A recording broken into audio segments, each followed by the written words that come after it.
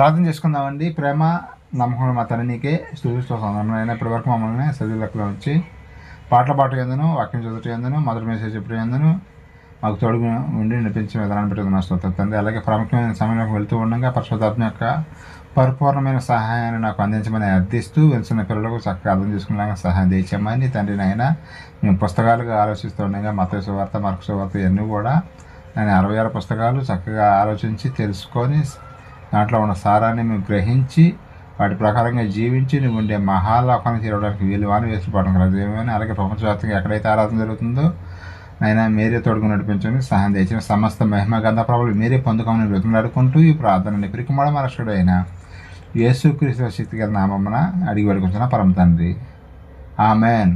మరి ఒకసారి నాయన మరి పరిశుద్ధాత్మ యొక్క పరిపూర్ణమైన సహాయం నాకు అందించమని అర్థిస్తూ కష్టమైన పాఠాలు మేము ఆలోచిస్తూ ఉండగా నీ యొక్క ఆత్మసహాయం మెండుగా దయచేయమని ప్రార్థన పిరికిమడ మరక్షుడు అయిన యేసుక్రీస్తు శక్తి గల నామమున అడుగుతున్న పరమ తండ్రి, ఆమెన్. అందరికీ వందనాలండి. ఈరోజు మనం ఆలోచించే పాఠం ఏంటంటే, నేను చెప్పగలుగుతారా? మీరు ఆల్రెడీ చెప్పాను కదా, పోయిన వారం ఒక పాఠం చెప్పాను కదా, ఈ వారం చెప్పేది ఏంటి? ఎస్, మార్కు సువార్త వివరణ.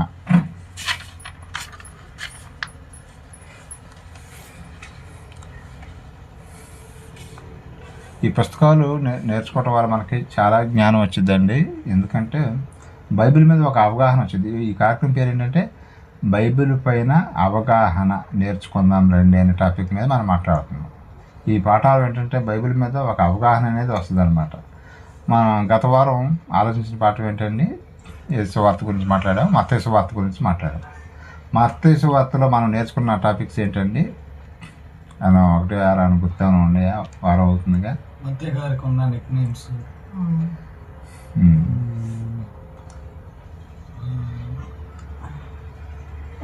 అద్భుత కార్యాల గురించి రాయటం, మళ్ళీ కొండ మీద ప్రసంగం గురించి రాయటం, అవన్నీ కూడా మనం నేర్చుకోవటం జరిగిందనమాట. ఈరోజు మనం నేర్చుకునేది ఏంటంటే మార్కు సువార్త. ఈ మార్కు సువార్త రాసింది ఎవరండి? మార్కు గారు. ఇంకో విషయం ఏంటంటే ఈ 12 మంది శిష్యులు ఈయన కూడా ఒకడేనా కాదా? కాదు. ఏమండి, ఈ 12 మంది యేసుక్రీస్తు వారి యొక్క శిష్యులు ఉన్నారు కదా,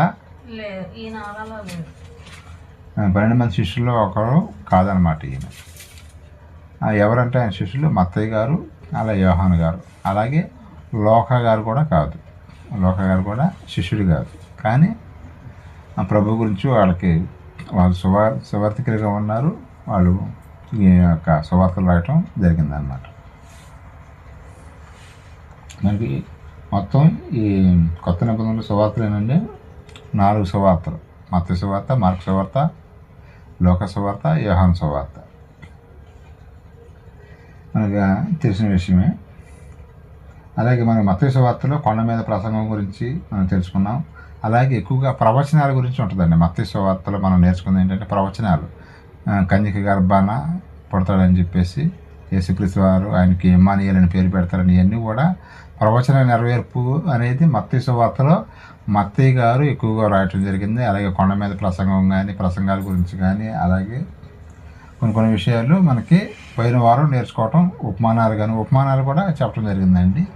మత్తయి సువార్తలు ఇవన్నీ కూడా మనం గత వారం నేర్చుకోవటం జరిగిందండి. మరి ఈ వారం మార్కు గారి గురించి తెలుసుకుందామండి. అసలు ఈ మార్కు గారు ఎవరు అది తెలుసుకోవాలి. ఇప్పుడు మార్కు సువార్త గురించి మనం తెలుసుకోవాలంటే ముందు అసలు ఈ మార్కు సువార్త రాసిన ఆయన గురించి మనం తెలుసుకోవాలండి. అపొస్తలుల కార్యము 12వ అధ్యాయం 12వ వచనం ఒకసారి చదవండి. ఆయన ఎవరో మాకు తెలుసుకుందాం. అపొస్తలుల కార్యము 12వ అధ్యాయం 12వ వచనం అండి.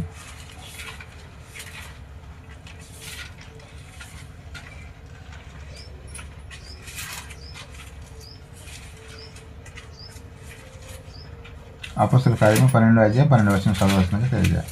ఇట్లు ఆలోచించుకొని అతడు మార్కు అను మారు పేరు గల యోహాను తల్లి అయిన తన ఇంటికి వచ్చానండి. అక్కడ అనేకులు కూడి ప్రార్థన చేయొచ్చు. సరే, ఓకేనండి. మార్కు గారికి ఇంకొక పేరు కూడా ఉందండి, చెప్పగలుగుతారా? ఇప్పుడు చదివారు కూడా మీరు. యోహాను తల్లి. ఎస్, యోహాను తల్లి కాదు, యోహానే ఆయన పేరు. యోహాన్ మార్కు గారికి మరో పేరు ఏంటంటే యోహాను. మనం ఇప్పుడు విన్నామండి యోహాన్ గారు అంటే మనం ఏమనుకున్నాం, యేసుక్రీస్తు వారికి శిష్యులు ఆయన వేరు ఈయన వేరు. ఇంకో విషయం ఏంటంటే ఈయన ఒకడనుకోమాకండి, ఆయన వేరు ఈయన వేరు. మార్కు గారు వేరు, యోహాన్ గారు వేరు. యేసుక్రీస్తు వారు నా ప్రియ శిష్యుడు అంటాడు కదా, ఆయన వేరు.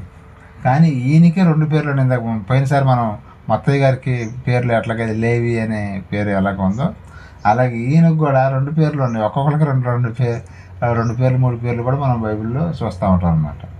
ఈయన ఇంకొక పేరు ఏంటంటే యోహాను. కానీ ఎక్కువ శాతం మనం మార్కుగానే పిలువబట్టడం జరిగింది. బైబిల్లో అయితే ఎక్కువ శాతం అయితే మార్కు గారని పేరు చెప్పడం. ఇంకో విషయం ఏంటంటే ఈయన యొక్క తల్లి పేరు ఏంటంటే ఇందాక అక్కడ చదువు కదా మరియ గారా, ఎస్ మరియ గారు. యేసుక్రీస్తు వారి తల్లి పేరు కూడా మరియానే, మార్కు గారి తల్లి పేరు కూడా మరియానే.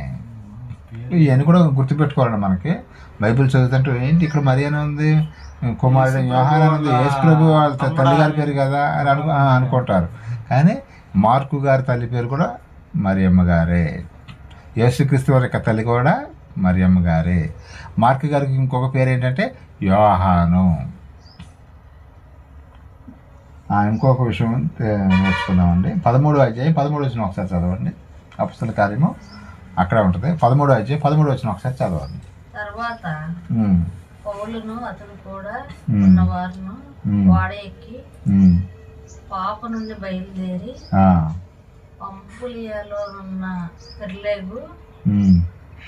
పెర్గేకు వచ్చిరి. అచ్చట యోహాను వారిని విడిచిపెట్టి యెరూషలేముకు తిరిగి వెళ్ళింది. 13 అయిపోయింది. ఇక్కడ ఎవరండి యోహాన్ అంటే ఈయన కూడా మార్కు గారేనండి. ఇప్పుడు మనం చదివిన ఈ వచనంలో యోహాన్ అనే పేరు ఉంది కదా, ఆ పేరు ఎవరంటే ఆయన మార్కు గారే. ఇంకో విషయం ఏంటంటే ఈయన మార్కు గారికి పెద్ద వాళ్ళతో సాన్నిహిత్యం అనేది ఉందండి. పెద్ద వాళ్ళు అంటే బైబిల్లో మన కొత్త నిబంధనలో బర్నబా గారు కానీ అలాగే పౌలు గారిని. బర్నబా గారు కూడా చిన్న వ్యక్తి ఏం కాదండి. బర్నబా గారు కూడా చాలా సీనియర్ ఆయన. బర్నబా గారు అలాగే పౌలు గారు అలాగే ఇంకెవరితో పరిచయం ఉంది దీనికి, పేతురు గారికి బంధువు అనమాట. ఈ మార్కు గారు ఆయన పేతురు గారికి బంధువు. ఇంకో విషయం ఏంటంటే మరి యేసుక్రీస్తు వారి గురించి ఇంత డీటెయిల్గా ఆయన ఎలా రాయగలిగాడు? ఆయనతో పాటు లేడు కదా, ఆయన 12 మంది శిష్యుల్లో ఈయన ఒక కాదు కదా, మరి అంత డీటెయిల్గా ఎట్లా రాయగలిగాడు? చూసినట్టుగానే రాస్తూ ఉంటాడు అనమాట. కొన్ని సందర్భాలు ఏంటంటే డైరెక్ట్గా ఈయన మార్కు గారి యేసుక్రీస్తుల వారిని చూసినట్టుగా రాయటం జరుగుతుంది. ఎందుకు అలాగా రాయటం జరిగిందంటే పేతురు గారు దగ్గరుండి ఈ మార్కు సువార్త రాయించారు. ఇది గుర్తుపెట్టుకోవాలి. ఈ మార్కు సువార్త ఎవరు రాయించారంటే, ఇంకో విషయం ఏంటంటే పేరైతే మార్కే కానీ ఈ మొత్తం చాలా విషయాలు చెప్పింది మాత్రం పేతురు గారు. ఆయన బంధువు కదా, మార్కు గారికి పేతురు గారు బంధువు కాబట్టి చాలా విషయాలు ఈయన పేతురు గారు చెప్పి మార్కు గారితో రాయించాడు ఈ యొక్క పత్రిక. అదే ఇందాక చెప్పాను కదా, పెద్ద వాళ్ళతో అంటే బర్నబా గారితోనూ పౌలు గారితోనూ పేతురు గారితోనూ అందరితో కూడా ఈయనకి టచింగ్ అనేది ఉందన్నమాట, అంటే మార్కు గారి. అందుకని ఆయన అంత గట్టిగా ఈ యొక్క మార్కు సువార్త రాయటానికి గల కారణాలు అన్నమాట. ఇంకో విషయం ఏంటంటే మరి పేతురు గారు బంధువు అని అనుకున్నాం కదా, ఒక వచనం చూద్దాం. 1 పేతురు 5 అధ్యాయం 13 వచనం ఒకసారి చదవండి. ఆయన గురించి కొంత విషయం తెలుస్తుంది మనకి. పేతురు గారు రాసిన మొదటి పత్రిక 5వ అధ్యాయం 13 వచనం ఒకసారి చూడండి, చదవండి.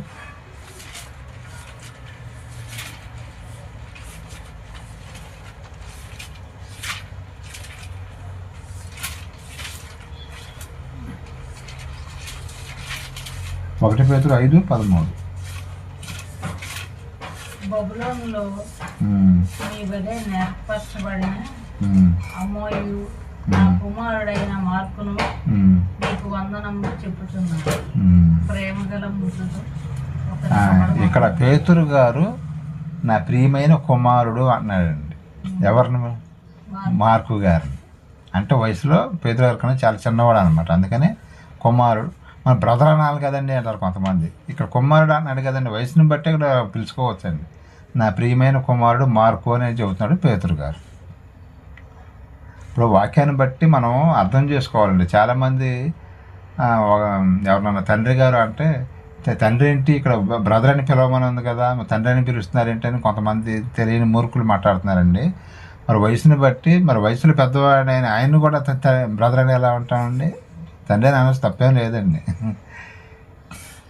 ఇక్కడ ఏమన్నాడు మళ్ళీ చదవండి, కొంచెం అందరికి వినపడేట్టు కొద్దిగా గట్టిగా చదవండి. 1 పేతురు 5:13 ఒకసారి చదవండి. బబులోనులో మీ వలె నేర్పరచబడిన ఆమెయు నా కుమారుడైన మార్కును మీకు చూసారా? మరి పేతురు గారి సరిపోద్దండి. పేతురు గారు మార్కు గారు నా కుమారుడు సంపాదిస్తున్నాడండి, తప్పేం కాదండి. అలాగే పౌలు గారు కూడా తిమోతి గారిని నా ప్రియమైన కుమారుడు అని అంటాడు. తిమోతి గారిని కానీ తీతు గారిని కానీ పౌలు గారు వయసును బట్టి ఈయన చాలా వయసులో పెద్దవాళ్ళు, మరి వాళ్ళేమో కుర్రవాళ్ళని పెట్టుకుని బ్రదర్ అంటే ఎలా ఉంటుందండి? కుమారుడు అంటే ఎంత బాగుంది. అట్లాగా పిలుచుకోవచ్చండి, తప్పేం లేదు. ఇట్లాగా మా పౌలు గారిని పేతురు గారు మార్కు గారిని కుమారుడుని సంపాదించుకున్నారు. అంటే వాళ్ళకున్న బాండింగ్ అనేది మనకు తెలుస్తుంది. చూసారా? పేతురు గారితో ఏం చెప్పారండి స్టార్టింగ్లో? పేతురు గారితోనూ పౌలు గారితోనూ బర్నబా గారితోనూ బాగా మరి పరిచయం ఉన్నటువంటి వ్యక్తి మార్కు గారు. అందుకని ఈ మార్కు గారు ఆయన గురించి తెలుసుకుంటే అసలు ఈ యొక్క సువార్త ఎందుకు రాశాడు ఏంటి అనేది మనం తెలుసుకోవడానికి ఈజీగా ఉంటుందని ఇవన్నీ కూడా మనం చెప్పడం జరుగుతుందండి. ఇంకా మనం చూడగలిగితే తిమోతి రాసిన 2వ పత్రిక 4:11 ఒకసారి చూడండి. 2 తిమోతి 4:11 అండి.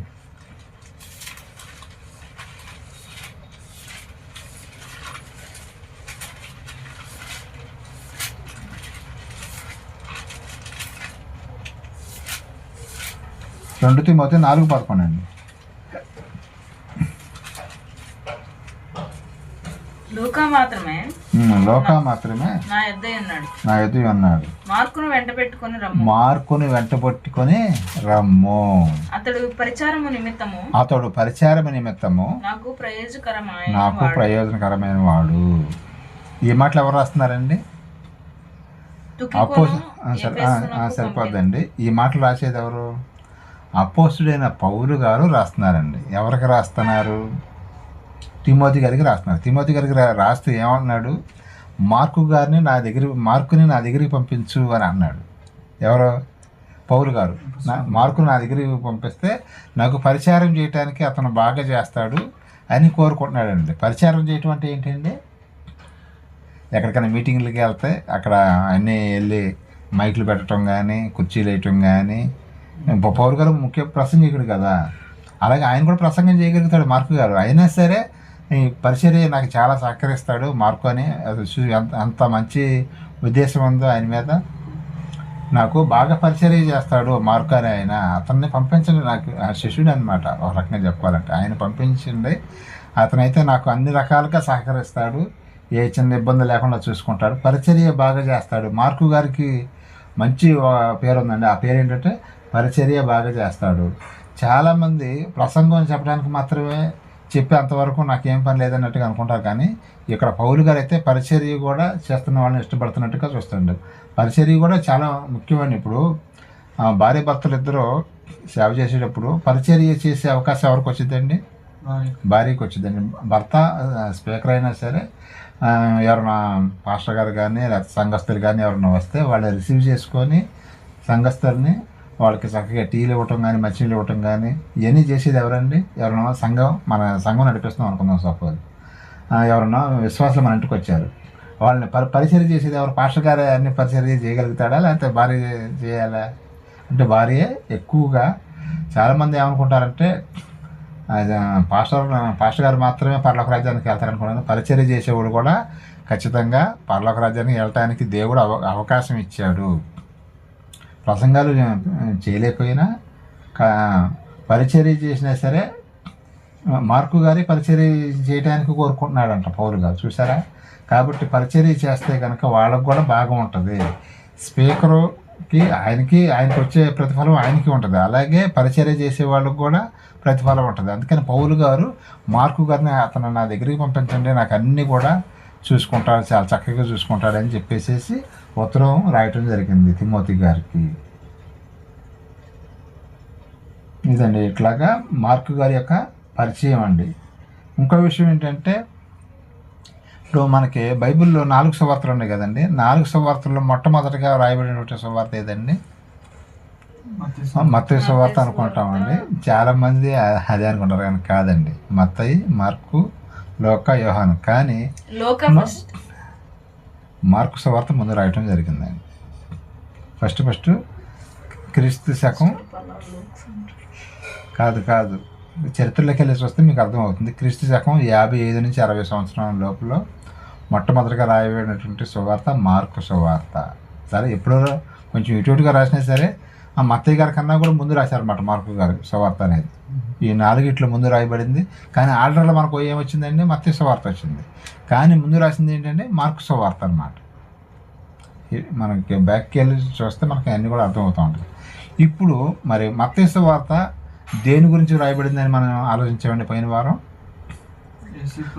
అబ్రహాం కుమారుడును దావీదు కుమారుడనైన యేసుక్రీస్తు వంశావళి అని ఉంటుందండి మత్తయి సువార్తలో. మరి ఈ పుస్తకం ఎవరిని ఉద్దేశించి రాయబడినది? మార్కు సువార్త మార్కు గారు ఎవరిని ఉద్దేశించి రాయటం జరిగింది?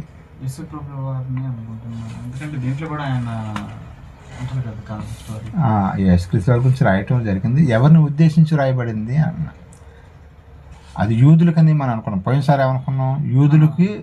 యూదులను ఉద్దేశించి రాయబడింది మత్తయి సువార్త. మార్కు సువార్త యూదులు కానీ అన్యుల గురించి రాయబడినది. అన్యుల గురించి రాయబడిందంటే అప్పుడప్పుడే క్రీస్తులోనికి వస్తున్నారు కదా చాలామంది, వాళ్ళకు రాశాడనమాట ఈ మార్కు సువార్త అనేది.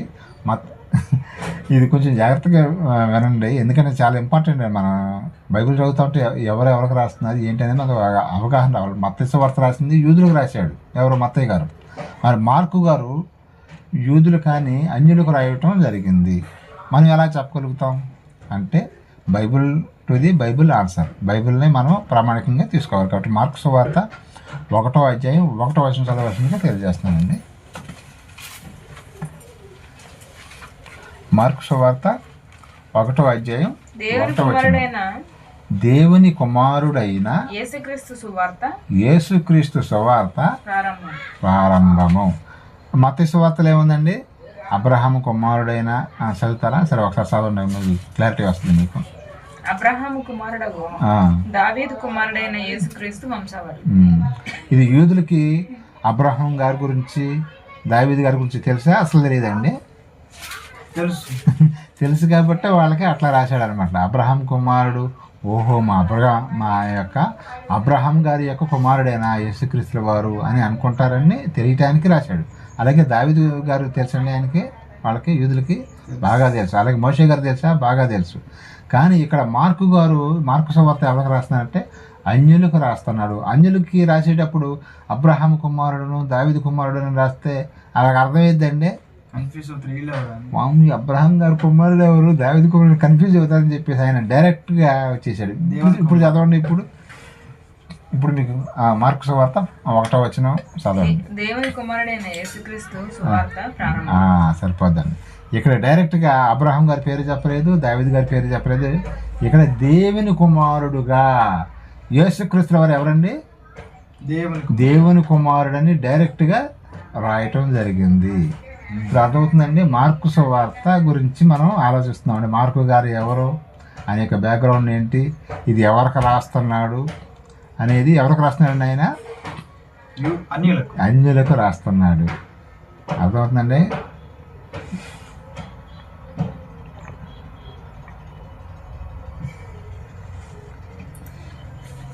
ఇది అన్యులకు రాయబడినటువంటి సువార్త అన్నమాట.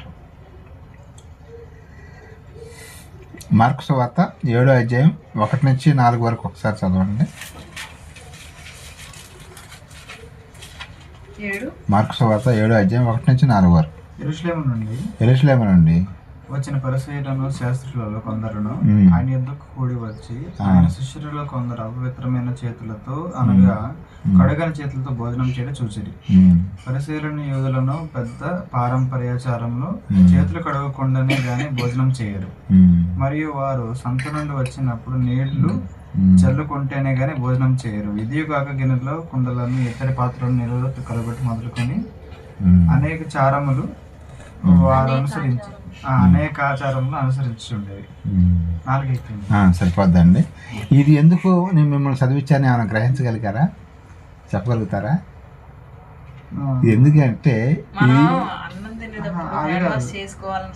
దీని కాంటెక్స్ట్ కావాలి, నేపథ్యం కావాలి. నేనే అనుకుంటున్నానంటే ఇక్కడ యెరూషలేం నుండి వచ్చిన అదర్ బ్యాచ్ ఉన్నారు కదా, శాస్త్రులు కానీ పరిసయ్యులు కానీ, వాళ్ళందరితో యేసు ప్రభులు వారు మీటింగ్ పెట్టుకున్నారండి. ఇది ఎందుకు రాయబడింది అంటే డైరెక్ట్ యూదులకైతే ఇది మనం ఎవరికి రాయబడింది అనుకున్నామండి ఈ పత్రిక సువార్త? అన్యులకైతే ఇవన్నీ కూడా రాయాల్సిన అవసరం ఉందండి. ఇవన్నీ చేసేది ఎవరండి? యూదులు కదా. ఈ యొక్క విషయాన్ని బట్టి ఓహో ఇది రాస్తున్నది అన్యులకి అని తెలుసుకోవటానికి. అది యూదులకైతే బయట నుంచి వచ్చినప్పుడు చేతులు కడుక్కోవటం అని కాళ్ళు కడుక్కోవటం అని ఈ ఆచారం గురించి వీళ్ళకి ప్రత్యేకంగా రాయాలండి, రాయాల్సిన అవసరం లేదు కదా. ఇప్పుడు ఒక ఏదైనా అలవాటు ఉందనుకోండి మనకి, దాని గురించి మనం ప్రత్యేకంగా దాంట్లో రాయాల్సిన అవసరం లేదండి.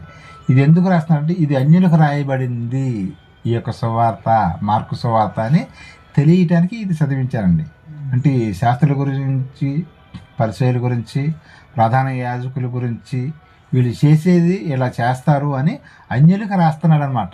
ఎవరో మార్కు గారు అన్యులకి అర్థం కావటానికి వాళ్ళు ఈ పనులు చేస్తారు. శాస్త్రులు, పరిసయ్యులు వీళ్ళు బయటికి వెళ్ళి వచ్చినప్పుడు చేతులు కడుక్కోవటం, కాళ్ళు కడుక్కోవటం ఇవన్నీ కూడా చేస్తారని తెలియటానికి మార్కు గారు ఈ యొక్క విషయాన్ని రాయటం జరిగింది. దీనిని బట్టి అయినా మనము ఓహో ఇది రాస్తుంది వాళ్ళకే కాదు, యూదులకు కాదు, అన్యులకు రాయబడుతున్నటువంటి సువార్త.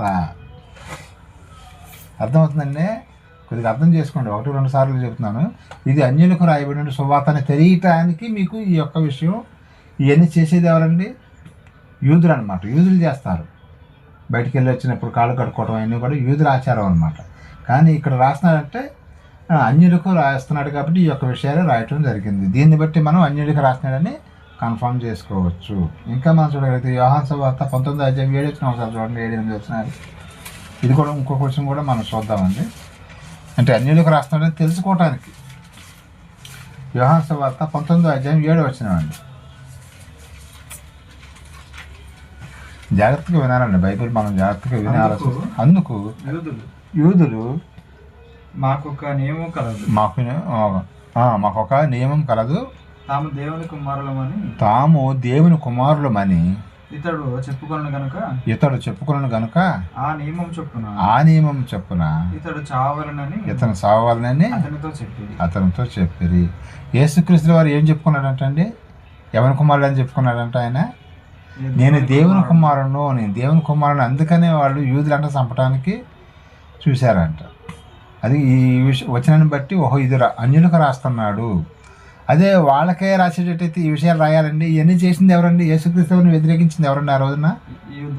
యూదులు లేదా ఇశ్రాయేలు అని చెప్పుకోవచ్చు. యూదులు, శాస్త్రులు, పరిసయ్యులు వీళ్ళందరూ కూడా యేసుక్రీస్తు వారిని వ్యతిరేకించారండి ఆ రోజున. మీకు క్రీస్తు కావాలా, బరబ్బా కావాలంటే మాకు క్రీస్తు వద్దు, బరబ్బాని కావాలన్నారు. అందుకనే ఇక్కడ ఈ యొక్క వచనాన్ని బట్టి కూడా మనకేం తెలుస్తుందండి? ఈ యొక్క పుస్తకం రాసింది ఎవరికంటే మార్కు అన్యులకు రాస్తున్నాడు. ఈయన మార్కు గారు అన్యులకు రాస్తున్నాడు అనే విషయాన్ని మనం తెలుసుకోవచ్చు. ఈయన యేసుక్రీస్తు వారు ఏమని చెప్పుకున్నట్టే నేను దేవుని కుమారుని చెప్పుకుంటే వీళ్ళ కోపం వచ్చిందంట. ఆయన చెప్పింది అబద్ధమా తప్పండి? అబద్ధమా నిజమా? నిజమే చెప్పాడు ఆయన. నిజం చెప్పినా కానీ ఆయన్ని ఏం చేశారు? అలా అర్థం చేసుకున్నారా? అర్థం చేసుకోకుండా ఈ యొక్క వచనాన్ని బట్టి మనం అన్యులకు రాస్తున్నాడు అని తెలుసుకోవడానికి ఇది ఉపయోగపడుతుందండి. ఇప్పటి వరకు నేను చెప్పిన మ్యాటర్ ఏంటంటే మార్కు గారు ఎవరు, మార్కు సువార్త ఎప్పుడు రాయబడింది, ఇది ఎవరికి వ్రాయబడింది అనే విషయాన్ని ఇప్పటివరకు కూడా మనం ఆలోచించాము. మార్కు ఈ యొక్క సువార్తలో మొత్తం ఎన్ని అధ్యాయాలండి? 16 అధ్యాయాలు ఉంటాయండి. ఈ 16 అధ్యాయాల యొక్క సారాంశం ఏంటి అనేది మనం ఇప్పుడు తెలుసుకుందామండి. ఇప్పటి వరకు కూడా గ్రంథకర్త ఎవరు, ఆయన పేరేంటి, ఆయనకు మార్కు గారికి ఇంకో పేరు ఉందండి. ఏం పేరండి? ఇది యోహాను. ఎస్, అలా గుర్తుపెట్టుకోవాలన్నమాట. మార్కు గారికి ఇంకో పేరు ఏంటండి? ఆయన తల్లి గారి పేరు ఏంటండి? యేసుక్రీస్తు వారి యొక్క తల్లి పేరు ఏంటండి? అంటే వాళ్ళిద్దరు అన్నదమ్ములండి? కాదు.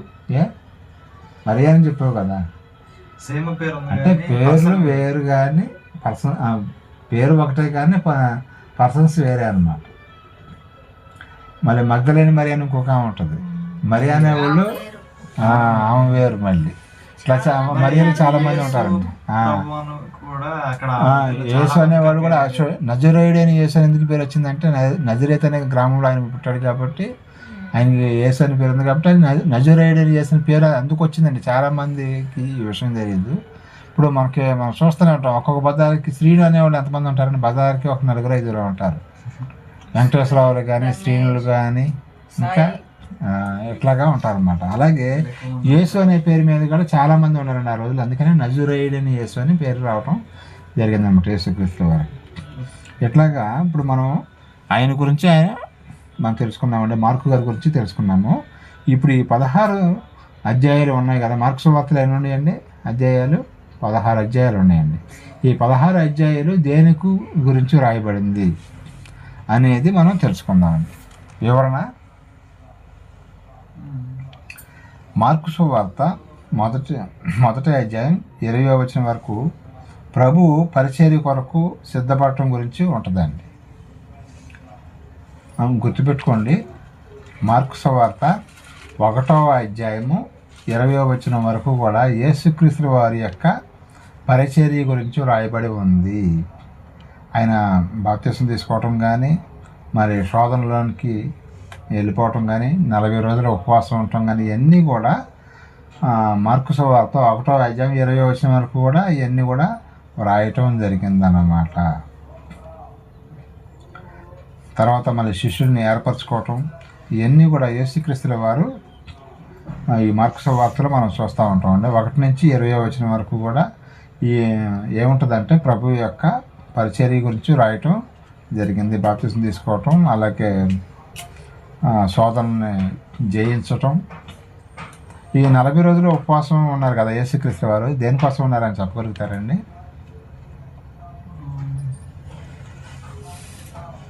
ఆయన సువార్తలోనికి వచ్చే ముందు సాతాన్ని జయించడానికి ముందే ప్రిపేర్ అయ్యాడండి. మెంటల్గా, శారీరకంగా, అన్ని రకాలుగా. ఇక ఈ 3.5 సంవత్సరాలు కూడా ఫుల్గా వర్క్ చేయడానికి తిండి ఉన్నా లేకపోయినా, నిద్ర ఉన్నా లేకపోయినా, అది సరిగ్గా ఆరోగ్యం ఉండా లేకపోయినా, మంచి ప్లేస్ ఉండా లేకపోయినా సరే ముందే ట్రైనింగ్. ఇప్పుడు మిలిటరీకి వెళ్ళే వాళ్ళు ఉంటారు కదండి, మిలిటరీలోకి వెళ్ళాక ట్రైనింగ్ ఇస్తారా, మిలిటరీకి వెళ్ళకముందే ట్రైనింగ్ ఇస్తారండి? ఎందుకని వెళ్ళకముందే ఎందుకు ఇస్తారు? అక్కడికి వెళ్ళిన తర్వాత ఇతను తట్టుకుంటాడా లేదని చాలామంది మేము మిలిటరీ ట్రైనింగ్ తీసుకునేటప్పుడే చాలామంది రాలిపోతూ ఉంటారండి. 100 మంది వెళ్తే కనుక 100 మందిలో ఒక 50 మందో, ఒక 30 మందో, చాలా తక్కువ శాతం మంది సెలెక్ట్ అవుతారండి. మిగతా వాళ్ళందరూ కూడా తీసేస్తారు. అలాగే యేసుక్రీస్తు వారు కూడా ఈ సువార్త చేసేటప్పుడు సరైన టయానికి ఆహారం లేదు ఆయనకి. పాపం ఆ మహానుభావుడికి ఆహారం లేదు, నిద్ర లేదు, పనుకోవటానికి మనకన్నా మంచాలు ఉండే. కానీ ఆయన ఎక్కడ పడుకునేవాడండి? ఆయన సువార్త చేసాడు గెచ్చమైన తోటలో పడుకునేవాడు. తోటలో పడుకునే వాళ్ళకి కింద ఎలా ఉంటుందండి? సాఫీగా ఉంటుందండి పనుకోవడానికి. సరే, పనుకోవడానికి కూడా మంచి మంచం లేదు ఆయనకి. మరి ఆహారం టయానికి ఉంటుందండి. సువార్త అన్ని ఊళ్ళు తిరుగుకుంటూ తిరిగే వాళ్ళకి కరెక్ట్ టయానికి ఎవరైనా భోజనం పెడతారండి? అందుకనే దొరకవచ్చు, దొరకపోవచ్చు. కాబట్టి ప్రిపేర్ అయ్యాడు ముందే. ఆయన శరీరాన్ని నలగొట్టుకున్నాడు. శరీరాన్ని ముందే ఉపవాసం 40 days ఉపవాసం ఉండి దానికి అలవాటు చేశాడనమాట. నీకు తిండి ఉంటే నీకు పెడతాను అని బాడీకి ముందే చెప్పుకున్నాడు. ఆయన టయానికి ఉంటే పెడతాను, లేకపోతే నువ్వు ఫస్ట్ ఉండాల్సిందే అని ఈ 40 రోజులు ట్రైనింగ్ ఇచ్చాడనమాట బాడీకి ఆయన. అలాగే సాతాన్ యొక్క శోధన కూడా మనం ఇంకో విషయం, సువార్త చేసే వాళ్ళకి సాతాన్ శోధనలు చాలా ఎక్కువగా వస్తాయి. ఆ సాతాన్ని జయించడానికి కూడా, శక్తి పొందుకోవడానికి, దేవుని యొక్క శక్తి రావడానికి కూడా యేసుక్రీస్తు వారు ఉపవాసం ఉన్నట్టుగా మనం చూస్తూ ఉంటాం అన్నమాట. ఇట్లాగా యేసుక్రీస్తు వారు 1వ అధ్యాయం నుంచి 20వ వచనం వరకు కూడా ఇలాంటి సంఘటనలు మనం చూస్తామండి. మార్కు సువార్త 10వ అధ్యాయం 45వ వచనం ఒకసారి చదవండి.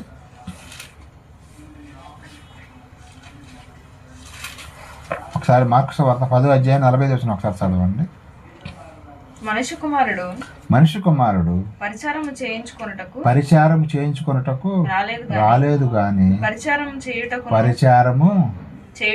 చేయుటకును అనేకులకు ప్రతిగా విమోచన క్రయధనముగా తన ప్రాణమును ఇచ్చుటకు వచ్చాను. ఇదండి మెయిన్. అసలు యేసుక్రీస్తు వారు భూమి మీదకి రావడానికి కారణం ఏంటంటే ఈ మార్కు సువార్త 10వ అధ్యాయం 45వ వచనంలో చాలా మంచి మంచి వాక్యాలు రాయటం జరిగిందండి. మార్కు గారు కూడా ఎందుకు వచ్చాడంటే భూమి మీదకి ఆయన పరిచారం చేయించుకోవడానికి వచ్చాడు కదండి. ఆయన చేయటానికి వచ్చాడా? పరిచారం చేయించుకోవడం అంటే ఏంటి? సేవలు చేయించుకోవడం. కానీ ఈయన ఎంతోమందికి సేవ చేశాడండి. సువార్త చెప్పడం కానీ, మరి కుష్టి రోగులను బాగు చేయటం కానీ, అనారోగ్యం వాళ్ళని బాగు చేయటం కానీ, చచ్చిపోవడం లేపటం కానీ ఎంత కూడా పనా కాదా? చాలా పెద్ద పని అండి అది. ఇంకో విషయం ఏంటంటే ఆఖరికి ఇంకో గొప్ప పని కూడా చేయడం జరిగింది. మనందరి కొరకు ఆయన ప్రాణాన్ని కూడా పెట్టడానికి వచ్చాడండి భూమి మీద.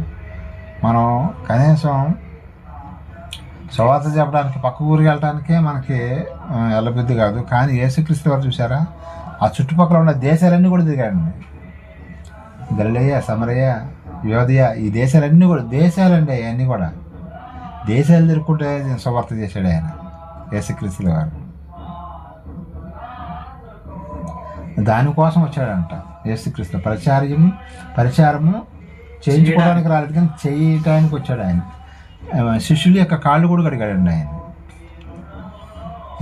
అసలు అంత ఎవరైనా దగ్గర ఆ స్థాయిలో ఉన్న ఆయన శిష్యుల యొక్క కాళ్ళు బేసినీళ్ళు పెట్టుకొని శుభ్రంగా గుడ్డ తీసుకొని కడగటం జరిగిందండి. అది పరిచారం చేయటం అంటే. ఇప్పుడు మనం అక్కడ అంత తగ్గించుకునే వాళ్ళు ఎవరైనా చూస్తున్నామండి. అది యేసుప్రభు యొక్క గొప్పతనం అండి. అది ఎందుకంటే ఈ ప్రపంచం అంతా కూడా ఆయన ఇష్టపడుతుందంటే కారణం ఏంటంటే ఆయనలో ఉన్న ప్రేమ, తగ్గింపు. అందుకని యేసుక్రీస్తు వారు 10వ అధ్యాయంలో ఆయన గురించి చేయబడింది పరిచారము చేయటానికి వచ్చాడంట. ఆయన చేయించుకోవడానికి కాదు. ఆ 3.5 సంవత్సరాలు అసలు తిన్నాడో లేదు, అసలు ఎట్లాగా గడిచిందో కూడా ఆయనకు తెలియదండి. చాలా కష్టపడ్డాడు. మనకు అన్ని సౌకర్యాలు ఉంటాయి. మనకి ఇల్లు ఉంటుంది, వాటిలో ఉంటుంది, అన్నీ ఉంటాయి మనకి. కానీ మరి ఆయన ఏమీ లేకపోయినా సరే, దేవుని కుమారుడైనా సరే మరి ఎంతో ఆయన కష్టపడ్డట్టుగా మనం చూస్తున్నాం అన్నమాట. ఇంకా మనం చూడగలిగితే మార్కు సువార్త 8వ అధ్యాయం 34వ వచనం కూడా ఒకసారి చదవండి. మార్కు సువార్త 8వ అధ్యాయం 34వ వచనం ఒకసారి చదవండి. అంతటా ఆయన తన శిష్యులను జనసమూహమును తన యొద్దకు పిలిచి నన్ను వెంబడింపగోరువాడు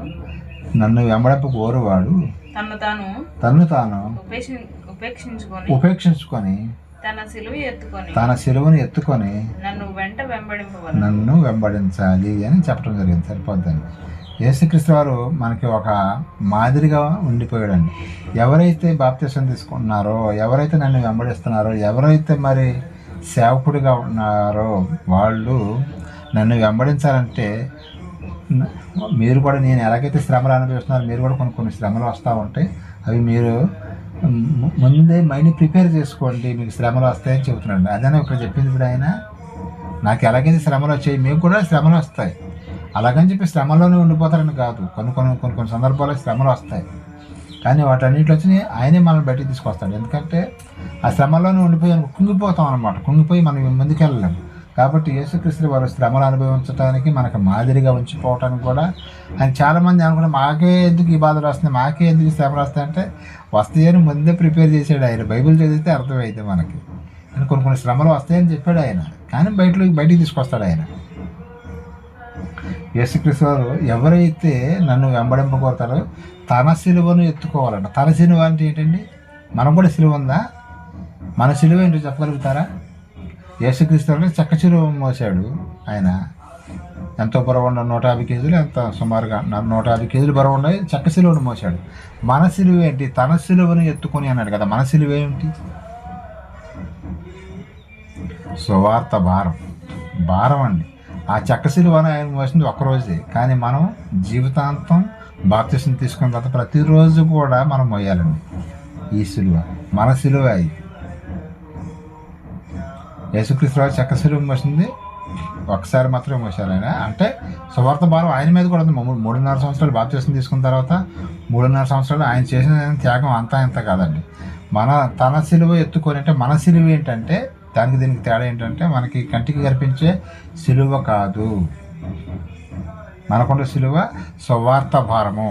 ఆత్మలు నశించిపోతున్నాయి కదా, నశించిపోతున్న ఆత్మల పట్ల మీరు భారం కలిగి వాళ్ళని అగ్నిలోండి లాగినట్టుగా కొంతమందిని లాగండి అని చెబుతున్నాడు. ఆయన ఎలాగైతే అనేకుల కొరకు తన యొక్క ప్రాణాన్ని పెట్టాడు యేసుక్రీస్తుల వారు, మనము కూడా ప్రాణం పెట్టాల్సిన అవసరం లేదులే, కానీ 4 మాటలు నేర్చుకొని, దేవుడి మాటలు నేర్చుకొని చెప్పగలిగితే అదే మనం మన యొక్క సిలువను మోస్తున్నట్లు లెక్క అన్నమాట. ఇంకా మనం చూడగలిగితే మార్కు సువార్త 9:35 వచ్చిన ఒకసారి చూడండి. మార్కు సువార్త 9:35 వచ్చినామండి. వారు ఊరకుండిరి. అప్పుడు ఆయన కూర్చుండి 12 మందిని పిలిచి, ఎవడైనాను మొదటి వాడై ఉండై కోరిన ఎడల వాడందరిలో కడపటి వాడును అందరికీ పరచాడనకున్నై ఉండవాలని చెప్పి. సరిపోద్దండి. ఎవరైతే బాప్తిసం తీసుకుంటున్నారో లేకపోతే సేవకుడిగా ఉంటున్నాడో, సేవకుడు అంటే వీళ్ళందరికీ సేవ చేసేవాడుగా ఉన్నాడు. ఎవరైతే ప్రముఖుడిగా ఉండగలుగుతున్నాడో, ప్రముఖుడిగా అంటే సేవ చేయడానికి ముందుకు వచ్చేవాడు, సువార్త పరిచయం చేస్తారు, సంఘ కాపరిగా ఉంటారు. మనకు బాగా అర్థంగా సంఘ కాపరిగా ఉంటారు. ఆయన ఏంటంట, ఇక సంఘానికి ఎంతమంది అయితే వస్తారో వాళ్ళందరికీ కూడా పరిచారం చేసేవాడిగా ఉండాలంట. సువార్త చెప్పి వాళ్ళని ఆత్మను ఆరిపోకుండా వెలిగింపజేయటమే అది పరిచారం అంటే. అంటే ఆ పనులు కూడా ఇప్పుడు ఎవరు రాలేదనుకోండి, ముందే మందిరానికి ఎవరు రాలేదండి, ముందు ఏం చేస్తారు, సేవకుడు ఏం చేస్తాడు, ఆ కుర్చీలు వేయటం కానీ మైకులు పెట్టడం కానీ అన్నీ కూడా, మరి అలాంటివి అన్నీ కూడా పనులే కదా. అలాంటి పనులు కూడా చేయాలన్నమాట. పరిచారం చేయాలి, ప్లస్ దేని యొక్క వాక్యం చెప్పాలి. చూసారా, సేవకుడికి పని ఎక్కువ ఉంటుందండి. విశ్వాసులు ఏముందండి, వచ్చి ఆ గంట సేపు కూర్చొని వాక్యం వెళ్ళిపోతారు. కానీ మరి వాక్యం చెప్పేవాళ్ళు వారం ముందు నుంచి ప్రిపేర్ అవుతూ ఉన్నారు. ఏ పాఠం చెప్పాలి, వీళ్ళకి ఏ చెప్తే అర్థమవుతుంది ఏంటి అనేది మరి ఫస్ట్ వినాలి, రాసుకోవాలి, ప్రిపేర్ అవ్వాలి. మళ్ళీ వచ్చి దాని అర్థం రాసుకున్నంత మాత్రాన, ప్రిపేర్ అయినంత మాత్రాన ఉపయోగం ఉండదండి. దాన్ని అర్థమయ్యేటట్టుగా చెప్పగలగాలి కూడా. మనం ఏమైతే మనం చెబుతున్నామో వాళ్ళకి అర్థం అవుతుందా లేదనేది మనం చూసుకోవాలండి. ఏదో చెప్పుకుంటూ వెళ్ళిపోతుందంటే ఉపయోగం ఏముంటుందండి. అందుకనే మనం ఏదైతే చెబుతున్నామో సబ్జెక్టు వాళ్ళకి అర్థం అవుతుందా లేదా అని చెబుతున్నారు. మీరు ఎవరైతే ప్రముఖుడుగా ఉండగలుగుతారో మీకు ఎక్కువ పని ఉంటుంది అని చెబుతున్నాడు యేసుక్రీస్తుల వారు. అలాగే మరి యేసుక్రీస్తు వారు కూడా మరి ఎక్కువ పని చేశాడు ఆయన. అందరికీ శిష్యులందరికన్నా కూడా ఆయనే ఎక్కువ పని చేశాడండి. చేశాడా లేదండి? ఇంకా మనం చూడగలిగితే మార్కు సువార్త 10:33-34 వచ్చిన ఒకసారి చూడండి.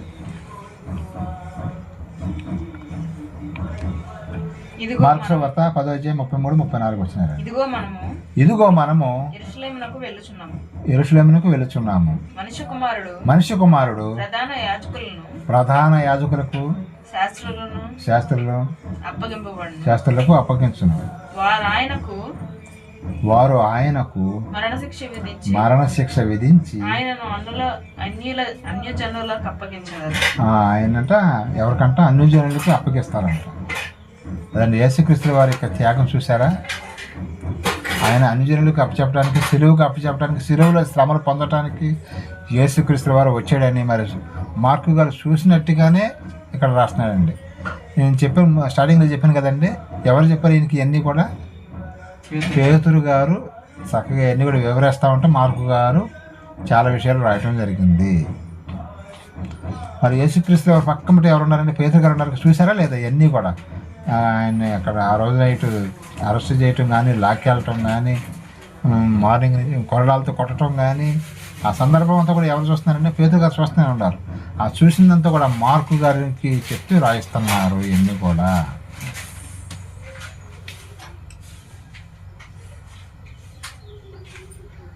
ఇంకా మనం చూడగలిగితే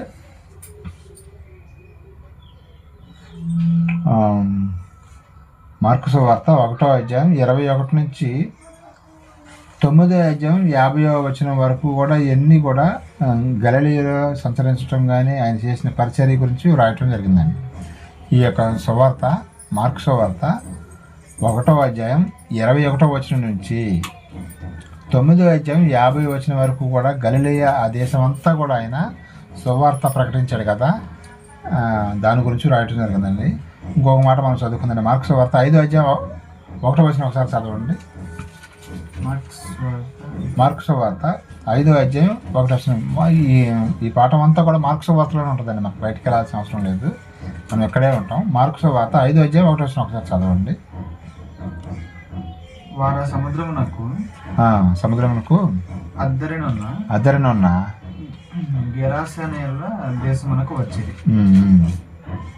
ఒకటోది అయిపోయింది, రెండోది కూడా. ఓకే. ఆయన దోణి దిగగానే అపవిత్రాత్మ పట్టిన వాడకుడు సమాధుల నుంచి వచ్చి ఆయనకు ఎదురుగా పడింది.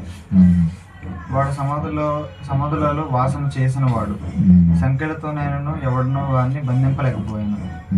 పలుమారు వాని కాళ్లకును చేతులకును సంఖ్యలు వేసి బంధించినాను. వాడు ఆ సంఖ్యలు తెంపుకొని కాలు సంఖ్యలను తుత్తునీయులుగా చేసిన గనుక ఎవడనో దానిని సాధుపరచుకొని పోయింది.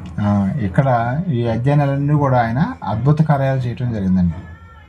అద్భుత కార్యాలు అంటే ఇట్లాగా దెయ్యం పట్టిన వాడు విడిపించడం కానీ. మార్కు సువార్త 5వ అధ్యాయం 1వ వచనం నుంచి 6వ అధ్యాయం వరకు కూడా ఇవన్నీ కూడా కార్యాలు చేయడం జరుగుతుంది. ఇంకో విషయం ఏంటంటే సేవకుడు అంట సొంత ఊర్లోనే పేరు లేని వాడిగా ఉంటాడు, కానీ వేరే చోటకి వెళ్తా కానీ చాలా రెస్పెక్ట్గా చూస్తాడు. ఇది అందరికీ జరిగే విషయం ఏంటంటే ఎవరైతే సువార్త ప్రకటిస్తూ ఉంటారో ఆ ఇంట్లో వాళ్ళు కూడా కొంచెం తక్కువగానే చూస్తారు. యేసుక్రీస్తు వారిని ఏమన్నారండి సహోదరులు, ఏమన్నారండి యేసుక్రీస్తు వారిని? మా అన్నయ్యకి మెంటలు వచ్చింది అని చెప్పారండి, పిచ్చెక్కిందని చెప్పారు. పొద్దున్నే లెగిస్తే ప్రార్థన అంటాడు, అటు అంటాడు, ఇటు అంటాడు, అటు పోవటం, అక్కడికి వెళ్ళి సువార్త చెప్పడం, ఇటు వెళ్ళటం, వీళ్ళు బాగు చేసి రావటం, మళ్ళీ ఇంటికి వచ్చిన కానీ మళ్ళీ ఏ మాటలు చెబుతూ ఉంటాడు. మా అన్నయ్యకి పిచ్చెక్కింది అన్నారండి. బాగా ప్రార్థన యేసుక్రీస్తుల వారినే తక్కువ చేసి మాట్లాడటం జరిగిందండి. అలాగే మనకు కూడా సేవ చేసేవాళ్ళు అంటే మనకి మన దగ్గరగా ఉండేవాళ్ళని అయితే కొంచెం మన సులభంగా చూస్తారని నేను చెప్పిన మాట కదండి, యేసుక్రీస్తుల వారే చెప్పాడు ఆ మాట. నన్ను కూడా మా ఇంట్లో వాళ్ళు సరిగ్గా పట్టించుకోలేదు. తర్వాత ఆయన చనిపోయి తిరిగి లేచిన తర్వాత వాళ్ళు ఏమన్నారో తెలుసండి వాళ్ళ తమ్ముళ్ళు, ఆయన మా అన్నయ్యని చెప్పుకోవటానికి కూడా మాకు అర్హత లేదన్నారండి వాళ్ళు. అలాగే సొంత గ్రామంలో కానీ లేకపోతే చుట్టుపక్కల ఏరియాలో కానీ మనకు బాగా పరిచయం ఉన్నవాళ్ళు, ఏంటి ఇతను ఆటో దొరుకునేవాడు కదా, ఇతను కూడా సువార్త చెప్తారని అనుకునేవాడు కొంతమంది ఉంటారండి. ఆటో డ్రైవరు సువార్త చెప్పడం ఏంటి అని అనుకునేవాళ్ళు ఉంటారా లేదా? బయట వాళ్ళు. దేవుడి యొక్క నడిపింపుని బట్టి మనకి అందరికీ బాధ్యత ఇవ్వడం జరిగిందండి. ఎవరైతే మరి బాప్తిసం తీసుకుంటారో వాళ్ళందరూ కూడా దేవుని యొక్క పనిలో ముందుకెళ్ళాలని ఆయన కోరుకోవటం జరిగింది. అందుకనే మనం అందరం కూడా మరి దేవుని యొక్క వాక్యం నేర్చుకొని మరి కొద్ది మాటలైనా చెప్పగలుగుతున్నామంటే దేవుడిచ్చిన అవకాశాన్ని బట్టి, దేవుని యొక్క కృపను బట్టి అని నేనైతే అనుకుంటున్నాను.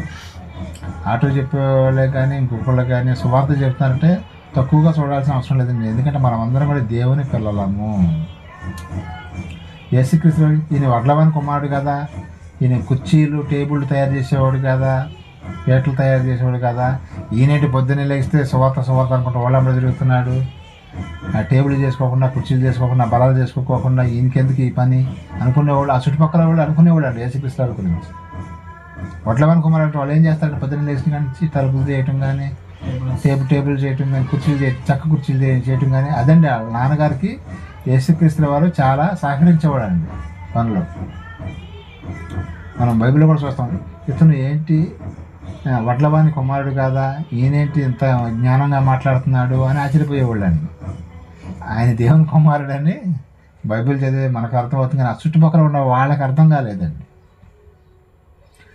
దేవుని సువార్థికులు అని మరి చూసే వాళ్ళకి తేలిగ్గా ఉంటుందేమో కానీ ఆయన మరి కొన్ని సంవత్సరాలుగా బైబిల్లో తర్ఫీదు ఇస్తున్నాడండి. తర్ఫీదు ఇచ్చి నన్ను నిలబెట్టుకొని ఆయన మాటలు చెప్పడానికి, కొన్ని మాటలైనా చెప్పడానికి నన్ను అయితే నిలబెట్టుకున్నాడని నేను అనుకుంటున్నానండి. కరెక్టా కాదు?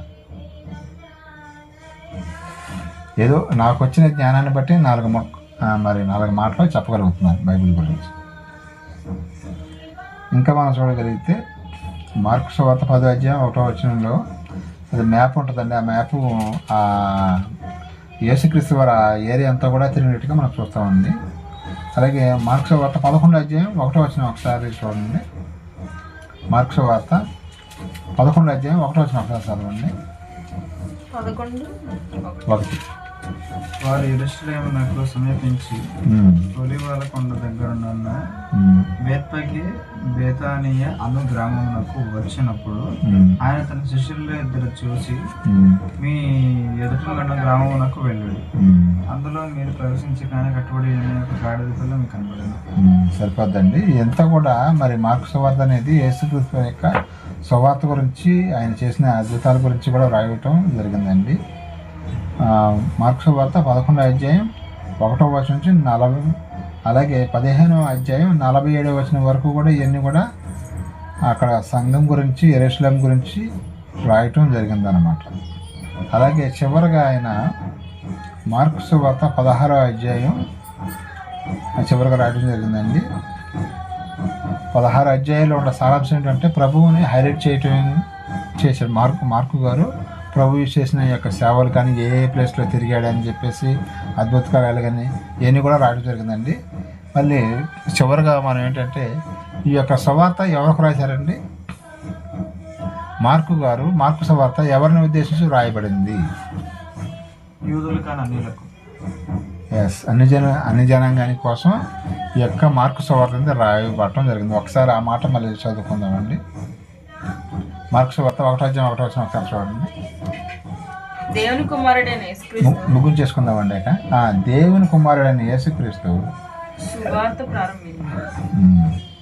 అదండి. ఇప్పుడు మనం ఈ యొక్క మాటను బట్టి డైరెక్ట్గా చెప్పేయటం జరిగిందండి. దేవుని కుమారుడైన యేసుక్రీస్తు యొక్క ఆయన యొక్క సువార్త ఎలా చేశాడు ఏంటి అనేది ఈ మార్కు గారు డైరెక్ట్గా ఆ విషయంలో రావడం జరిగిందండి. ఇది యూతులకు కానీ అక్కడ ఉన్న శాస్త్రులకు కానీ రాయబడినటువంటి సువార్త కాదండి. ఇది అన్యులకు రాయటం జరిగింది. ఈ అన్యులు కూడా దేవునికి రావాలని చెప్పేసి మరి పేతురు గారు, మార్కు గారు కలిసి ఈ యొక్క సువార్త రాశారని చెప్పుకోవచ్చు. పేతురు గారు అలాగే మార్కు గారు కలిసి ఈ యొక్క సువార్త రాశారని చెప్పుకోవచ్చండి.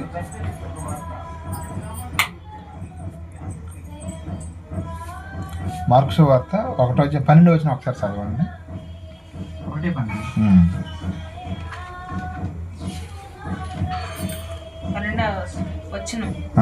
1వ అధ్యాయం 12వ వచనం. వెంటనే పరిశుద్ధాత్మ ఆయనను అరణ్యంలోనికి త్రోసుకొని పోయాను. ఇప్పుడు వెంటనే ఇప్పుడు యేసుక్రీస్తు వారు అంతా లేట్ చేయకుండా వెంటనే అనే మాట మనకి వినిపిస్తాను. ఇప్పుడు మీకు కొన్ని వచనాలు చూపిస్తాను. ఆ వచనాల్లో వెంటనే అంటే మళ్ళీ ఇంకొకసారి చదవండి. 12వ వచనం, మార్కు సువార్త 1వ అధ్యాయం 12వ వచనం. వెంటనే పరిశుద్ధాత్మ ఆయనను అరణ్యంలోనికి తోసి. ఎప్పుడు వెంటనే అండి? బాప్తిసం తీసుకున్న వెంటనే అంటే పరిశుద్ధాత్మ వెంటనే యేసుక్రీస్తు వారిని తీసుకెళ్ళటం జరిగింది. అరణ్యంలోకి తీసుకెళ్ళిపోయాడు. మళ్ళీ 20వ వచనం కూడా చూడండి, అక్కడ కూడా వెంటనే అని ఉంటుంది. మార్కు సువార్త 1వ అధ్యాయం 20వ వచనం. సీమోను అక్క జ్వరముతో పడి ఉండగా వెంటనే వారమోను గురించి ఆయనతో చెప్పింది. వెంటనే చూసారా, ఇక్కడ అస్వస్థత వచ్చింది ఆమెకి. వెంటనే ఎవరు చెప్పారంటే యేసుక్రీస్తు వారు చెప్పలేదు. వెంటనే అనే మాట మనకి ఇక్కడ వినిపిస్తూ ఉంటుంది. వెంటనే అనేది మీరు నోట్ చేసుకోండి. అలాగే 21వ వచనం కూడా చదవండి. 21.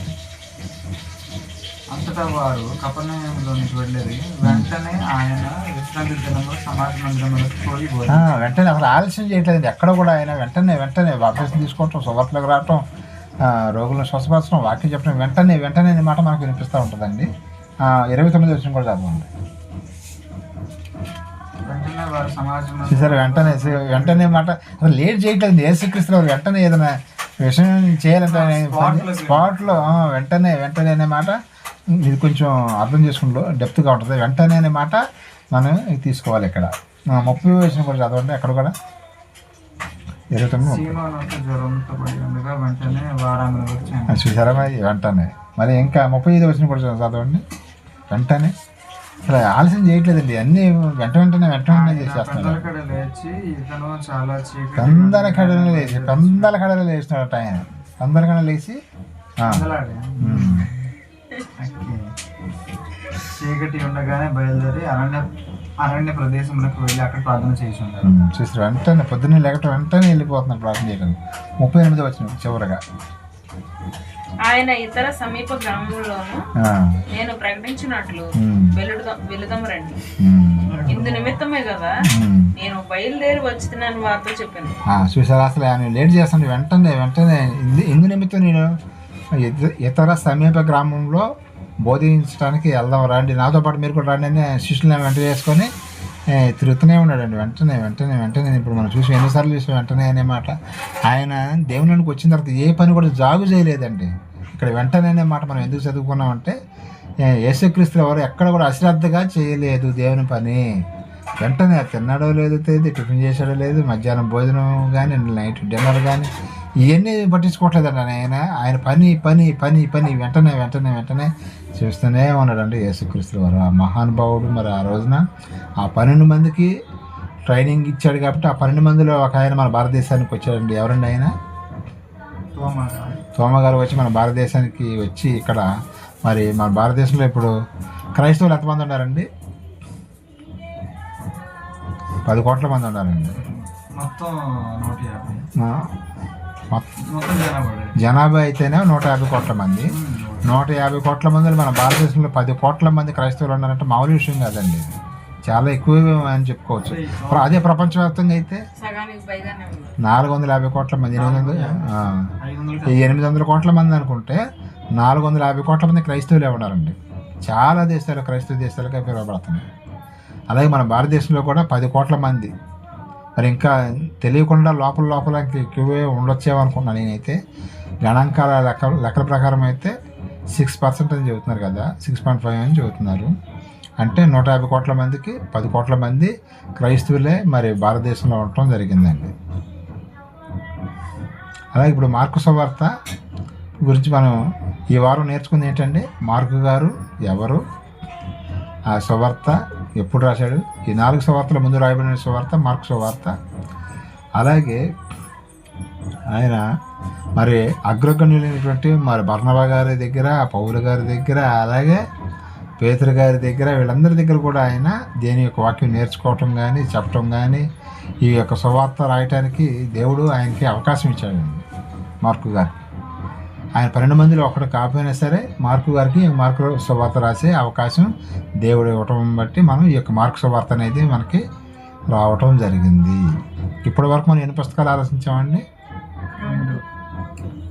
మత్తయి సువార్త, మార్కు సువార్త, నెక్స్ట్ వీక్ లోకా సువార్త, తర్వాత యోహాను సువార్త. ఇట్లాగ మొత్తం అన్ని పుస్తకాలు కూడా ఆలోచిద్దామండి. ఎందుకంటే మనకి ఇప్పుడు చదువుతుంటే అర్థమైందండి, ఓహో మత్తయి సువార్త రాసింది యూదుల కోసమా, మార్కు సువార్త రాసింది అన్యుల కోసమా, మరి లోకా సువార్త ఎవరి కోసం రాశారు అనేది వచ్చే వారం తెలుసుకుందాం. చిన్న ప్రార్థన చేసుకొని ముగించుకుందాం. ప్రేమ నమ్మకం మాత్రం నీకే స్తుతులు స్తోత్రములు అయినా కృషిపురం సహాయం చేయించమని, ఎల్లప్పుడూ తోడుకు నడిపించమని, కాపుదాలు ఉంచమని, ప్రపంచవ్యాప్తంగా ఎక్కడైతే ఆరాధన జరుగుతుందో ఆరాధన క్రమం అంతట్లో ఈ యొక్క హస్తం మాకు తోడుకుంచి నడిపించి సహాయం చేసి కాపుదాలు వచ్చిన బదులాడుకుంటూ అయినా చిన్న మందగా కూడి ప్రార్థన చేస్తూ ఉండగా, నీ యొక్క మాటలు ఆలోచిస్తూ ఉండగా, నీ యొక్క పరిశుద్ధాత్మ యొక్క పరిపూర్ణమైన సహాయాన్ని నాకు అందించి నడిపిస్తున్న వేదానాన్ని బట్టి వందనాస్తోత్రం తండ్రి. సదాకాలం మాకు తోడుకు నడిపించమని, కృపచూపమని, కాపుదాలు ఉంచమని ప్రార్థన. నీ ప్రియకుమారుడు మా రక్షకుడు అయిన ప్రపంచవ్యాప్తంగా ఉన్న క్రైస్తవులందరినీ జ్ఞాపకం చేసుకుని అందరికీ మీరే తోడుకు నడిపించమని, ప్రతి ఒక్కరిలో సహాయం చేయించమని ప్రార్థన. నీ ప్రియకుమారుడు మా రక్షకుడు అయిన యేసుక్రీస్తు స్థితికి నామమున అడుగుతున్నాం పరమ తండ్రి, ఆమేన్. తండ్రి యొక్క దయ, కుమారునికి ప్రేమ, పరిశుద్ధాత్మక సన్నిధి సహవాసం మనకి లోకంలో ఉన్న సకల పరిస్థితులు కానీ ప్రేమించే బిడ్డలకు సదాకాలం తోడుకు నడిపించను గాక, ఆమేన్. అందరికీ వందనాలండి.